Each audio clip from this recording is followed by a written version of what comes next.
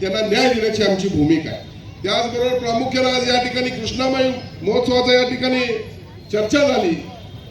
महेंद्र भाऊ काम करत असताना काही गोष्टींना अडचणींना सामोरं जावं लागतं, पण आपण काम करत असताना अडचणीशिवाय किंवा हरडशिवाय आपल्याला जीत पण मिळत नाही, विजय पण मिळत नाही, अशा अनेक गोष्टी असतात। सत्ता आज प्रामुख्याने आपण जो विषय या ठिकाणी मांडलेला आहे, तुमचे बोर्ड कोणी फाडले, मी या ठिकाणी आजच्या या कार्यक्रमाच्या माध्यमातून इशारा देतोय, ज्यांनी कुणी फाडले त्यांना कदाचित लक्षात नसेल ते महापालिकेत काम करतात, आणि दुसरं त्यांना हे लक्षात नसेल की त्यांचा बाप या महाराष्ट्राच्या नगरविकास खात्याचा मंत्री आहे।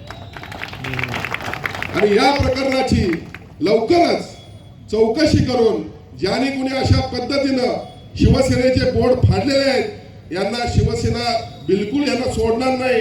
पुढच्या काळामध्ये याची चौकशी करून या अधिकाऱ्यांच्यावर कारवाई केल्याशिवाय मी स्वस्थ बसणार नाही, एवढं तुम्हाला मी आज या ठिकाणी शब्द देतो। शिवसेना वाढत राहील, सर्वांनी एकत्र राहावं। पुढच्या काळामध्ये या सांगलीच्या निवडणुका महत्वाच्या आहेत, मी येत राहीन। संपर्क काय, मी अनेक वेळा या ठिकाणी यायला तयार आहे।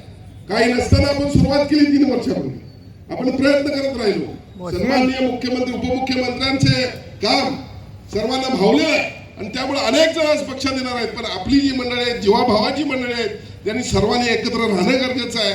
पुढच्या काळामध्ये यश मिळाल्याशिवाय बिलकुल मला वाटत नाही यश नाही मिळणार, आणि त्यामुळे तुम्ही सर्वांनी ताकदीनं पुढे जावा, निवडणुकांच्या पुढच्या तयारीला लागा।